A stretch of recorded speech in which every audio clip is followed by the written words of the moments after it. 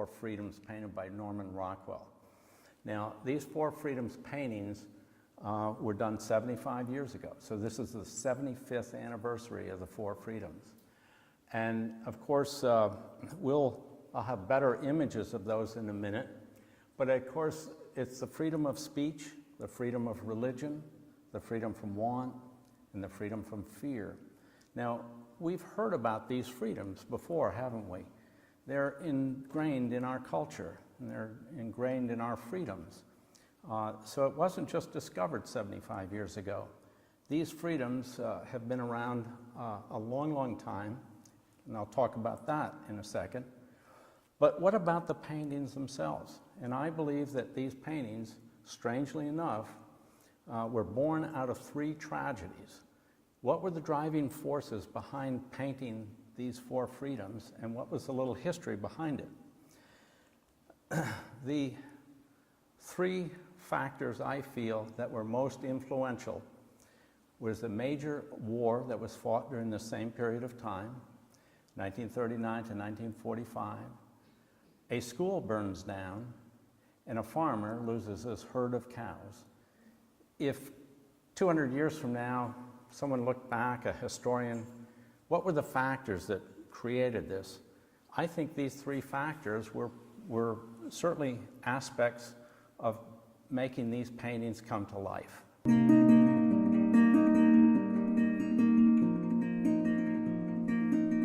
By 1929, the combination of the Ladies' Home Journal and the Saturday Evening Post captured over 3 million subscribers, and together those two magazines retained 40% of the advertising of all journals in America. 40%. It's incredible. Of course, he was helped out by George Horace Lorimer. George Horace Lorimer joined Cyrus Curtis in 1899, and he ran the Saturday Evening Post with an iron fist. He ran every detail from the cover, the cartoons, the articles, everything. But he demanded success, and he got it. So he was the editor-in-chief. He later became actually the president and then the CEO of the Curtis Publishing Company. Now, interesting, this post cover was done by an Arlington artist named John Atherton, and also known as Jack Atherton. And Jack, you see, retained this Benjamin Franklin theme. And of course, what happened was he continued to paint these every New Year's. And so every New Year's would be a Benjamin Franklin photo or picture like this. Now, the Saturday Evening Post, as I said, became one of the most widely circulated, influential magazines in America during this period of the 1920s and 30s. And along the way, they captured Norman Rockwell. Well, they didn't really capture him. What happened was Norman had a roommate, if you will, in his studio named Clyde Forsyth, and Clyde was a cartoonist. Now, Clyde just had a great relationship with Norman. Clyde was doing cartoons, and here's Norman doing more serious, semi-serious paintings. And it was Clyde who convinced Norman to submit some works for the Saturday Evening Post. And one interesting line was, Norman didn't know what to do. He's only 22 years old, so he started copying what we call the Gibson Girls. And it was kind of a romantic man dressed in a suit and a woman all glorious. And of course, when Clyde Forsyth saw that, he said to Norman, "It's crud. This is crud. This is terrible. It's horrible." And of course, imagine the forcefulness of his critique of Norman, but it was good. He said, "Do Norman Rockwell. You're good at that." And Norman did. He went down and submitted his first Saturday Evening Post cover, and this is it done in 1916. Now, at the same period that we're talking about now, we're talking about this period of 1936. Unfortunately, George Horace Lorimer resigned, or he retired. He died a year later, so we knew he was sick. And so the Saturday Evening Post had some real challenges. Photojournalism and radio were getting heavy in the 1930s. And of course, it was capturing a great deal of the customer base from the Saturday Evening Post. A new editor, Wesley Stout, took over. And Wesley Stout was the opposite of George Horace Lorimer, and he was a pain in the neck to Norman Rockwell. What happened was Wesley Stout would critique Norman's paintings, and he'd say, "Don't you think we ought to change the shoes from black to brown?" and stuff like that. And it just drove Norman crazy. He couldn't get his wheels under him. And so Norman was challenged by Wesley Stout. Also out on the street in New York, he was hearing rumors that maybe the Saturday Evening Post is going to go under.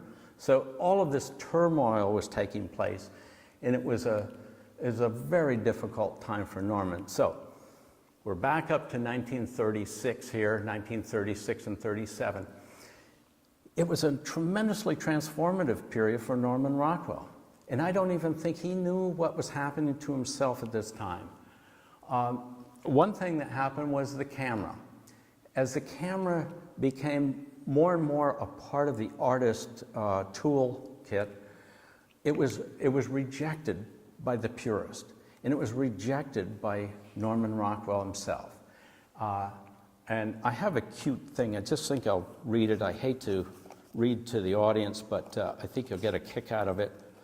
He says, Norman says here, "First, I used photographs only occasionally, trying to hang on to at least the shreds of my self-respect. But it was like taking a touch of morphine, and now and then, pretty soon, before I knew it, I was addicted. A guilty, shamefaced addict, but an addict nevertheless, because photographs cleared up all my difficulties immediately. I could get the new weird angles. I no longer had to depend on the professional models. Now anybody could pose for me." See how it set the stage for where Norman was at this time. And I think what I wanted to demonstrate here, now this is the first Saturday Evening Post cover. You see it's quite flat. It's almost like the models are sitting right in front of you, 10 feet in front of you. Look how complex his post cover became back in the 1940s. He used the full bleed of the cover itself. Here it's just purely white background, and that format was used for years under George Horace Lorimer. But by the time they got to this period of time, this was done in East Arlington. It's called Shuffleton's Barbershop. It's a fabulous painting. And the canvases became large and more complex. You see what he could do with the lighting, you see. He had that ability to change his art. And as I just read to you, I no longer needed professional models. Imagine the professional models had to sit there for hours and hours and hours. Well, you can't pay someone at that point for hours and hours. And pretty soon, he found himself able to use photographs, and then he could go back and do his work. I demonstrate this. This was an inside edition, not a cover. And only for the reason that we all talk around, we have models reunions of Arlington models, and we get together, and I say, this is the most unidentified model in Arlington history. His name is Don Crofit. He still comes to the models reunion, and it's kind of fun. But you can even see in this case, you couldn't have these models sitting there posing for hours and days, so it just gave them that freedom. Well, by 1938, we're getting back up to 1938, he'd been painting covers now for 22 years. He was at the top of his game. He was worshipped by the editorial staff at the Saturday Evening Post. But it brought about this sense of insecurity. And as I said, it goes back to Stout, the editor who took over, and Norman felt this sort of self-reflection. He felt here that if a cover was unpopular, his work was sagging. He had a fear of being dropped from the post. All these insecurities, and you think, gee, he is probably one of the most fabulous illustrators in American history, and he felt this way. But this was the period of 1938. He said in his book, I felt like part of my life had ended. Pretty dramatic. Well, what happened? In 1938, off to Europe. He decided, let's take a trip. Maybe I can shake myself up and get my feet on the ground again. So he takes his family off to Europe, and he had 3 boys at this point. He had been married once before. His new wife, Mary, and the 3 boys, went to England. There he met with several English illustrators, and these illustrators do everything from periodicals and books and children's books and so forth. But he wasn't satisfied. And he'd find himself in the afternoons and evenings riding his bike. He always loved to ride a bike. I don't know why. I guess, well, it's a good mode of transportation in 1938. And his kids sometimes would sit on the handlebars as he's pedaling through the countryside. And he realized he just loved the farms over there, the beautiful rolling hills and farms. And the thought went through his brain, maybe a farm. Why not a farm? Well, he and Mary when they arrived back in New York, they decided, let's go up to Vermont. Let's just check it out. There was a artist, a model in New York that he used in New Rochelle, New York, named Hildebrand. And Hildebrand had been up here, and he was a fisherman, and he kind of encouraged all the artist friends to come on up to Vermont. There's great fishing. Well, his first episode was Mary, they left the boys behind. Mary and Norman went to Bennington. It was in the fall, just about this same time, and there was cider. And evidently the realtors were drinking a little too much cider. And they had this joyride through the country, and it was getting a little wild for Norman and Mary, so they decided, well, let's go up to Manchester. But when they got to Manchester, they were shown houses, and then the realtor said, you know, there's a cocktail party every afternoon. Well, that wasn't really what Norman was looking for. Well, they went back to Arlington to the Colonial Inn, and the proprietor's name was Happy Bottom.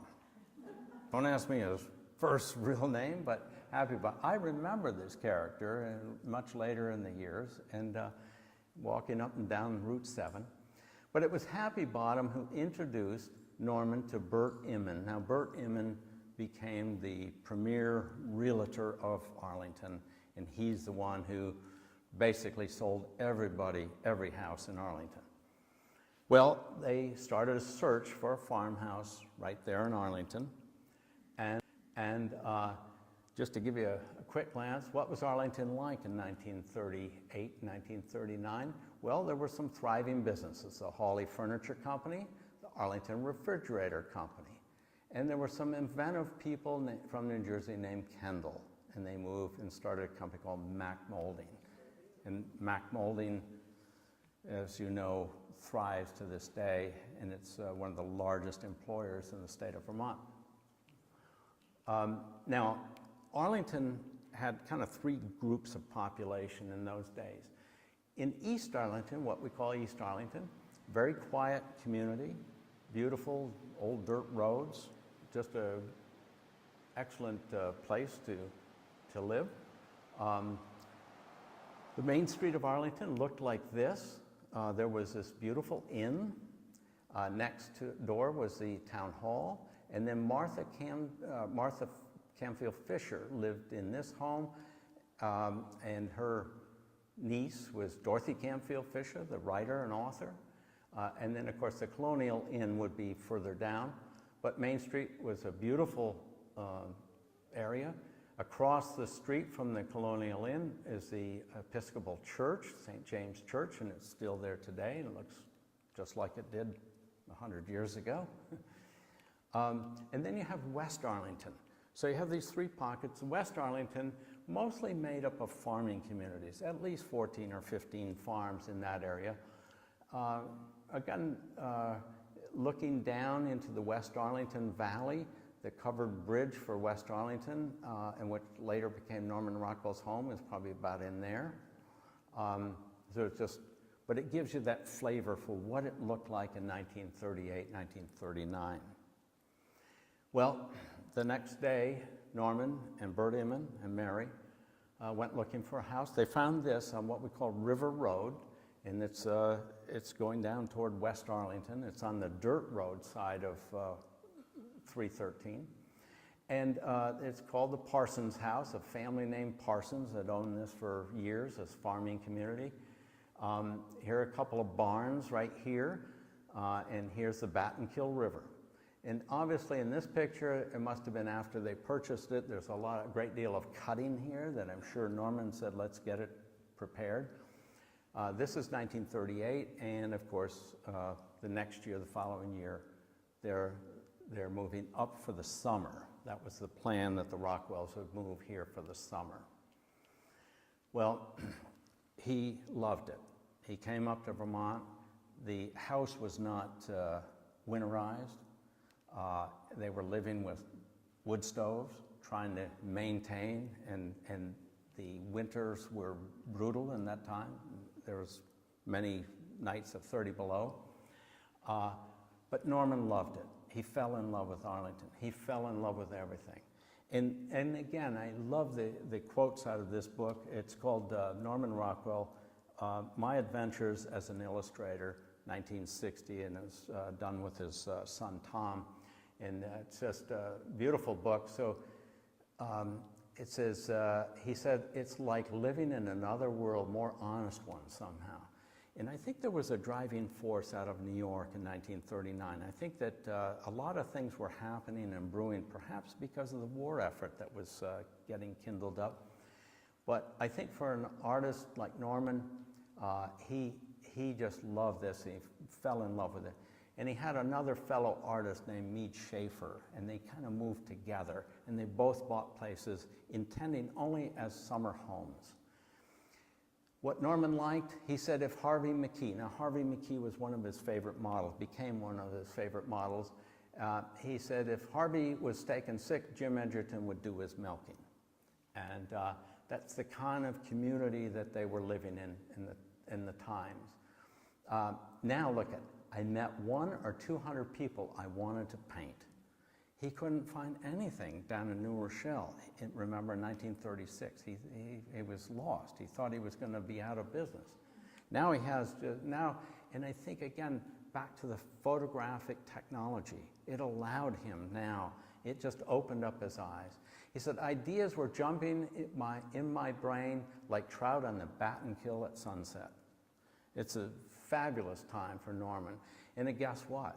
They got to the fall, and his friend Mead Schaefer said, I'm not moving back. I'm not going back to New Rochelle. And Mead says, I'm not going either. And so they stayed. They just never went back to New Rochelle. By the fall of September 1939, this was Norman's very first Saturday Evening Post cover that he did in Arlington. And the characters here, Ruth McLenith and Skelly, Jarvis Rockwell, his son, and Winston Salter. Now, I'm sad to say, Ruth just died last week. I'm sorry about that. It's emotional because she's become part of our family. You know, I mean, she's been the star. She's 90 years old and just vibrant and healthy, but her service was just the other day. Arlington also became vibrant because it gathered, it started to attract a number of artists. And so the flavor here is that we had a gathering of authors, illustrators, cartoonists, composers, and so forth. And here's Mead Schaefer, perhaps Norman's very best friend and the man that he trusted and was in confidence with as a critic of his work. Gene Pelham became Norman's photographer while he was in Arlington. Now, this period that Norman was in Arlington, 1939, and he left in 53, to give you a rough idea there. John Atherton, this is the man who did the Benjamin Franklin. So John Atherton did 42 Saturday Evening Post covers himself. He died at 52 years old, and it's sad to say, but you know, he died fishing. He was up in Nova Scotia, 52 years old. He dropped dead of a heart attack in the river, and in some ways, the saddest part is that he's only 52. He could have done enormous amounts of beautiful work. George Hughes, these were all Saturday Evening Post cover illustrators along with Norman Rockwell. And then, of course, Dorothy Canfield Fisher, the author. Rockwell Kent was another artist, but he lived in Arlington just prior to this period, so more like the 20s and early 30s. But Rockwell Kent, remember that name. And then Carl Ruggles, another artist, and he was another artist and composer. And then it just shows this vibrancy of this community. And here you can see, here's Norman here, Vic Donahue, here's George Hughes, here's my father, and here's Gene Pelham and Vic Donahue, and just shows this closeness of this community.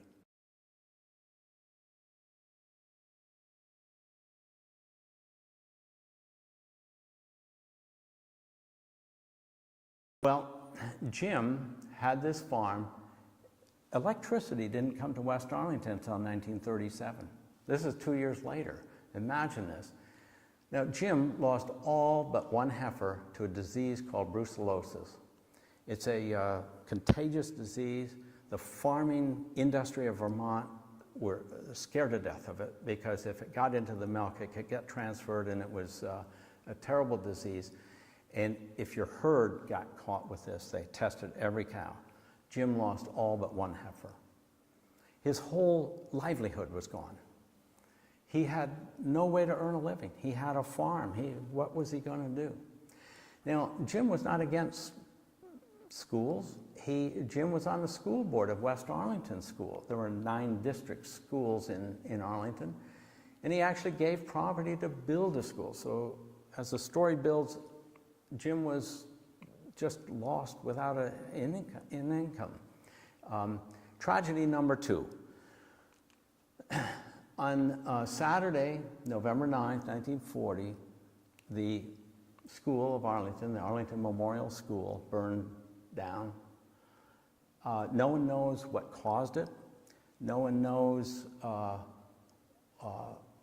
really the circumstances around it.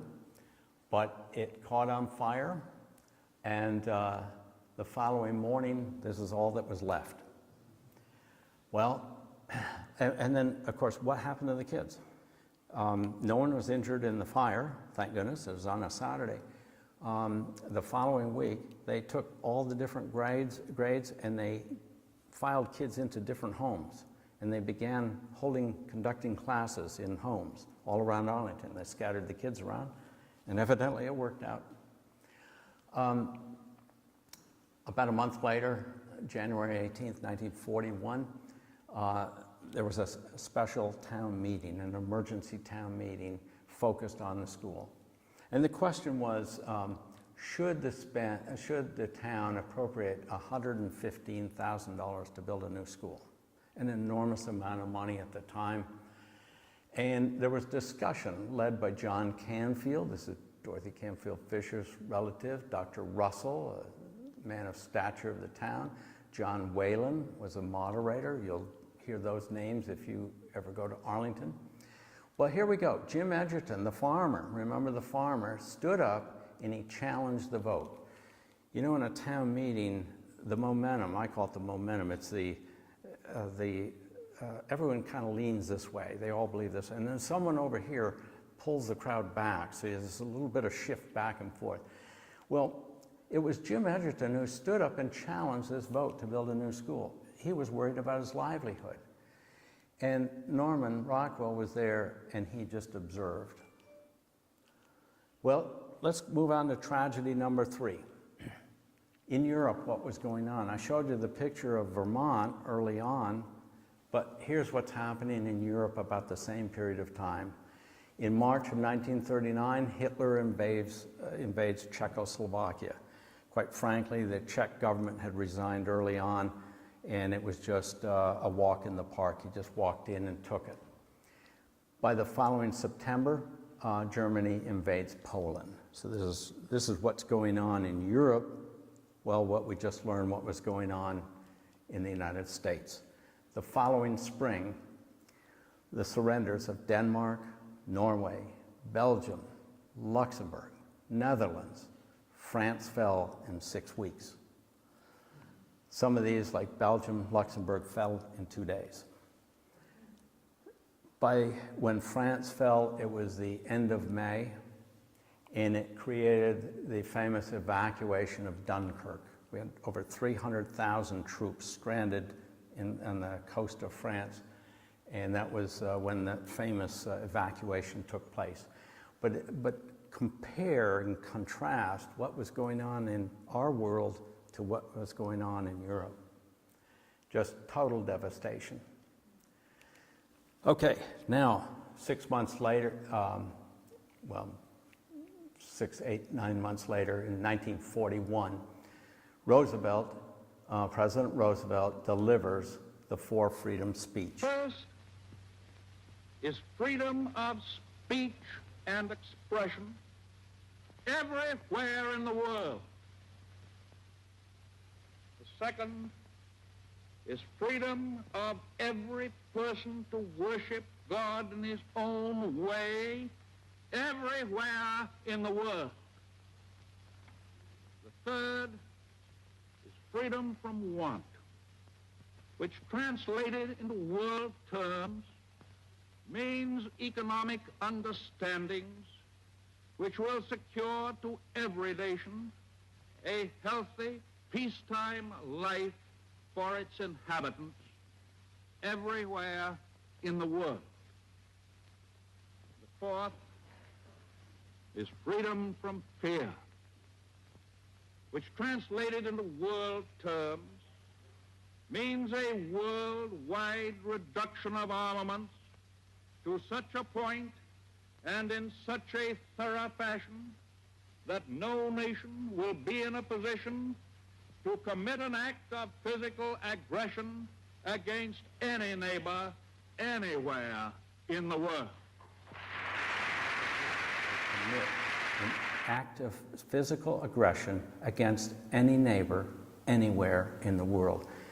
That was a very powerful speech conducted 1941.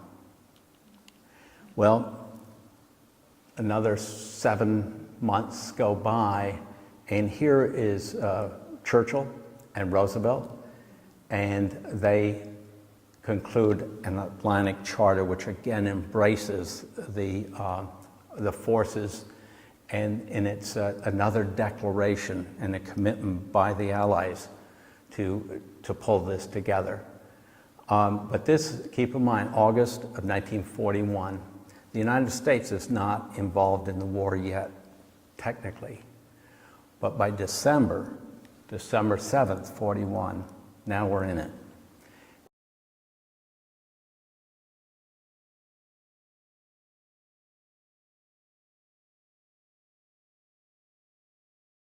And this total destruction brought us into war against both Germany and Japan. Well, at home, what was Norman Rockwell doing? You know, Norman never wanted to glorify war or anything like that. And he chose a subject. He found a guy named Bob Buck, and Bob became the center point of this humorous GI. And he was quite successful with it. And I think that it was not only in Norman's nature to do this, probably the staff, editorial staff at the Saturday Evening Post agreed with this approach. And Norman continued to paint, just fast and furious, an amazing number of Saturday Evening Post covers. And these are some of them while he lived in Arlington. Now, just as I say that, he did glorify a couple of posters. And he was asked to do these by the Ordnance Department down in Washington. And of course, the war machine was looking for everything they could to back up and get people motivated to understand what the risks were, what they were against. Norman completed a couple of poster types like this, and he actually brought this machine gun. He had the machine gun brought to his studio in West Arlington, and he had the helmet and everything. In fact, he ripped the clothing and everything to make it more impactful. But while he was down at the Ordnance Department and doing this, he met a man named Mabry. And Mabry was worked for the museum in New York, but now was working in Washington. And it was a man named Mabry who captured Norman's ear and said, look, what we really need is someone who could do something about the four freedoms. How could we paint those? How could we make those come alive? So Norman went home, but other people had tried it and attempted to paint the four freedoms. Here's an attempt here, and this was done by through the auspices of the United Nations, believe it or not, at that time, that group. And here's a cornucopia of plenty. Here's maybe a Bible or some scripture and so forth. But it's a little bit mixed up. How do you get the four freedoms out of that? It's difficult. Here's another attempt over here. Now here the artist is, at least he's got it into four different groups, so it's more manageable. And but it's still, it's hard to really put it, it doesn't mean much. It's a very busy painting. Well, about July, now we're talking, this is 42,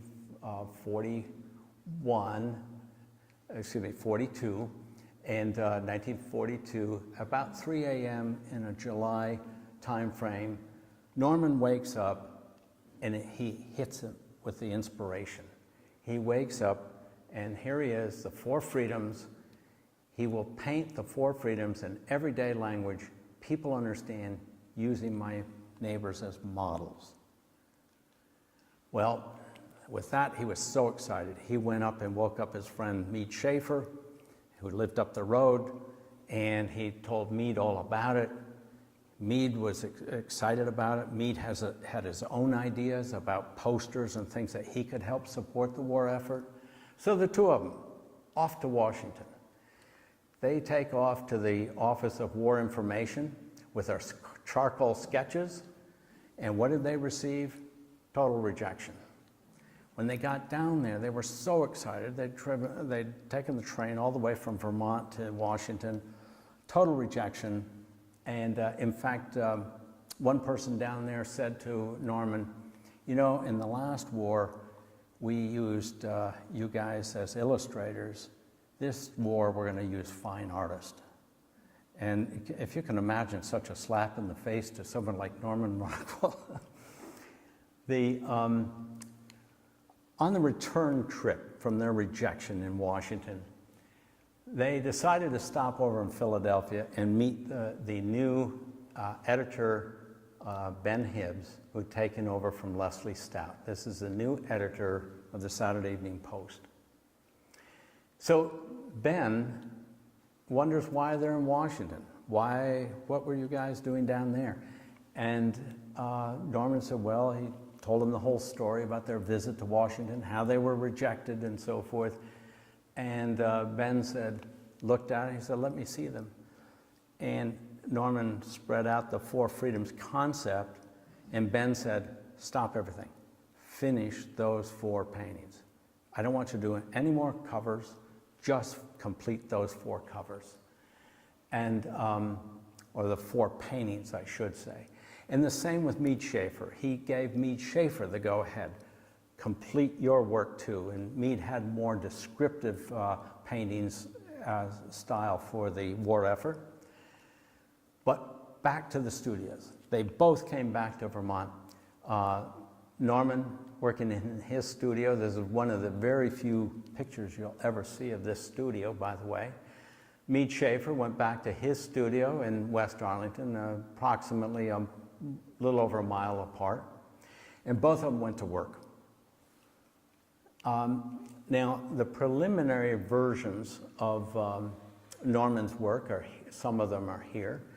Here is the so-called famous freedom of speech, and he was unhappy with it. He actually completed 4 versions of this painting until he got to the final one that he was satisfied with. Here's freedom of religion. Norman decided to put in a barbershop context, maybe a priest and a rabbi and a pastor and so forth. He was just having difficulty trying to get the point across. Well, he worked from the next 7 months, and he delivered his final 4 Freedoms paintings in February of 1943. Now, after he delivered them to the Saturday Evening Post, 7 months of struggle. As Norman will describe in his book, he beat his brains out trying to figure this out. He was, artists are very self-critical, and if they don't like something, and particularly in these days, they would rip the canvas up, burn the canvas up, and it's today we cringe at thinking about those burning barrels that these men used. But it was February of 1943 that he made the delivery. And it was so successful, they were published in the Saturday Evening Post from February through March. They weren't on the cover. They were on the inside editions every other week. And they were spaced out, all 4 paintings. Well, they were so well received, and there was so much clamor for copies of those images that actually the folks in Washington, the OWI, Office of War Information, they ordered 4.5 million copies by themselves. And a bond tour to raise funds for the war effort began. Norman met celebrities like Mrs. DuPont and Thurman Arnold. He's the Assistant Attorney General. And Norman has this hilarious exchange, again, with Mrs. DuPont. Norman is sitting on the podium along with Mrs. DuPont and Mr. Arnold, and she would turn to Norman Rockwell, and she thought he was Rockwell Kent. Poor Norman was exhausted. He just couldn't take this kind of thing. And it was Ben Hibbs, thank goodness for Ben Hibbs, that directed Norman go back to Vermont. And we'll go on with the bond tour. We'll continue this. And here we begin the bond tour.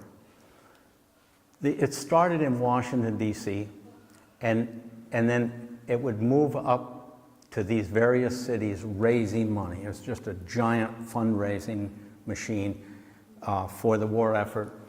And as they continued along, Norman left the group here, and then they went to Philadelphia, and then they went up to New York, Boston, and so forth. They jumped around a little bit. But over the next year and a half, they circulated through the United States, and they were raising money, and they were giving away the 4 Freedoms images, the bond tour images, not giving them away, but for your bond donation. The bottom line to this is that they raised over $132 million in bond money, which today is over $1 billion. It was the most successful bond tour effort during the war effort.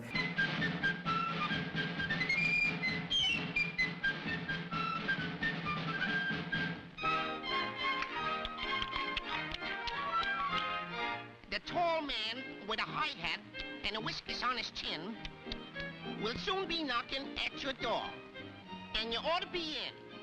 The tall man with the high hat will be coming down your way. Get your savings out when you hear him shout, any bonds today? Come on and get 'em, folks. Come on, skip right up and get 'em. any bonds today. Bonds of freedom, that's what I'm selling, any bonds today. Scrape up the most you can. Here comes the freedom man, asking you to buy a share of freedom today. Here comes the freedom man. Can't make tomorrow's plan, Not unless you buy a share of freedom today. Any stamps, any bonds today.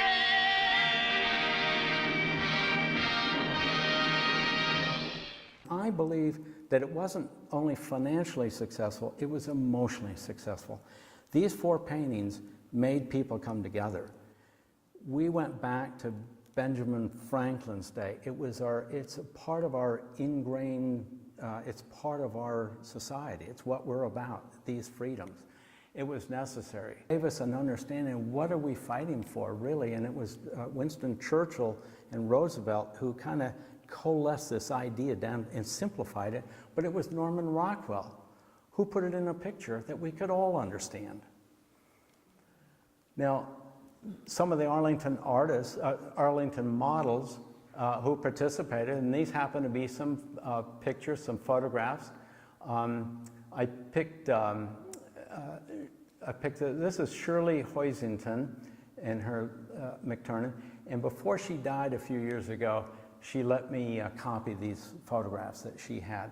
This is when they were in Boston. Here's the Boston baked beans, you can see. But here's Carl Hess. Carl Hess, a handsome man who stood up, and he was the model for freedom of speech. And these other folks were in modeling for freedom from want. But it shows that there are real faces and real people behind the models and behind these pictures. Now, Ben Hibbs, thank goodness for Ben Hibbs. I guess if you're named Ben, you're a pretty good guy. Ben Franklin, Ben Hibbs. But, and I think this is astonishing. Ben Hibbs asked Norman to write something.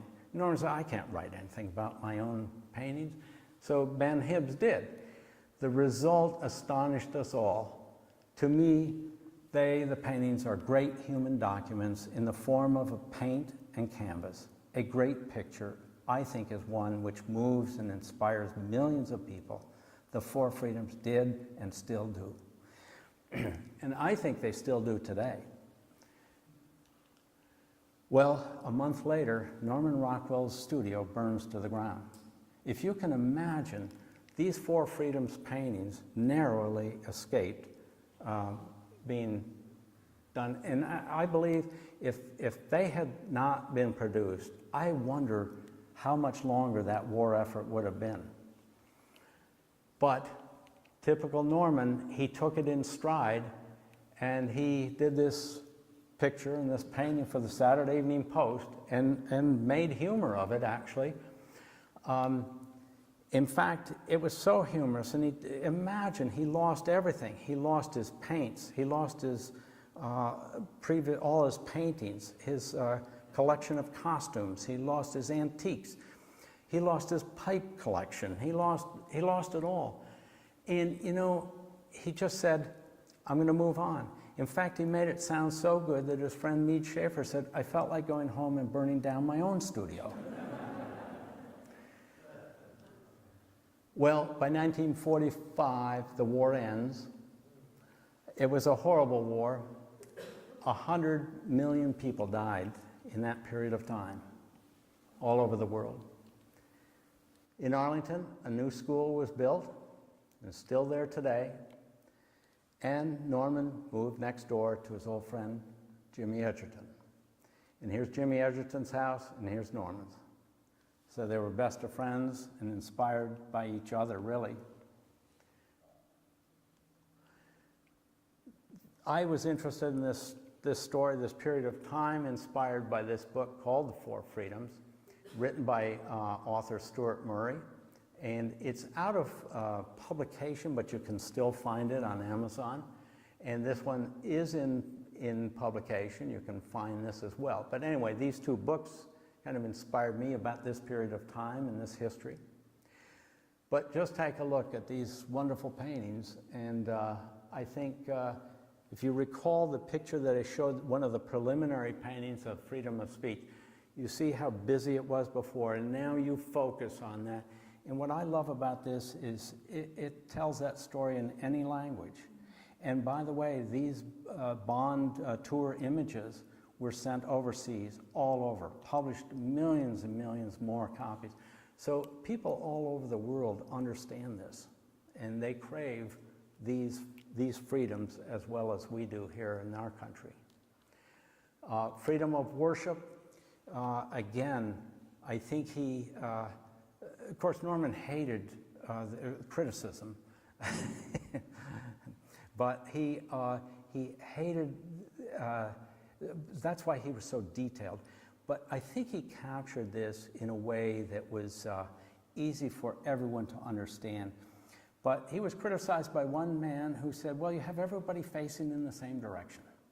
So you come out with this crazy stuff, but I think he says it well. Norman was most proud of these two paintings, freedom of worship and freedom of speech. Freedom from want, you know, a lot of criticism about Norman is that he doesn't, he's not a fine artist. Well, you look at that silverware and this stuff and tell me you can't drink out of these glasses and eat off these dishes. He's as fine an artist as you'll ever see. But he felt that he could have done a little bit better with that subject, but nevertheless, I think it did capture, and a lot of people today will say this is my favorite. And finally, freedom from fear. And there it is in a quiet setting, really I think says a lot. And by the way, this model here, Marjorie Squires, is still alive. She lives in Arlington. And her brother, David, is, however, he has Alzheimer's. And Marjorie, I saw Marjorie in the grocery store a couple months ago, and she said that someone showed David an image of this thing, and David knew, he connected. So wherever he is, he still is connected to this. Well, thank you very much.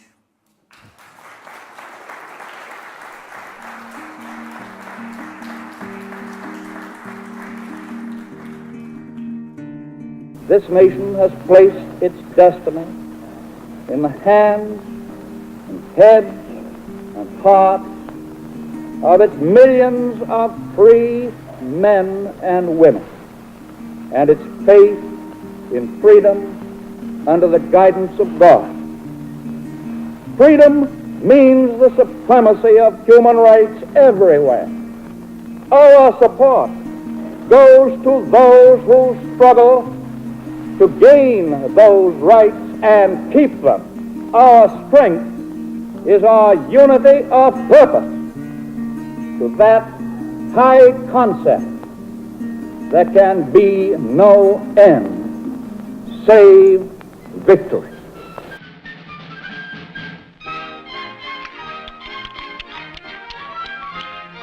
The tall man with a high hat and a whiskers on his chin will soon be knocking at your door, and you ought to be in. The tall man with the high hat will be coming down your way. Get your savings out when you hear him shout, any bonds today? Come on and get 'em, folks. Come on, skip right up and get 'em. Any bonds today? Bonds of freedom, that's what I'm selling. Any bonds today? Scrape up the most you can. Here comes the freedom man, asking you to buy a share of freedom today. The freedom man. Can't make tomorrow's plan, Not unless you buy a share of freedom today. Any stamps, any bonds today.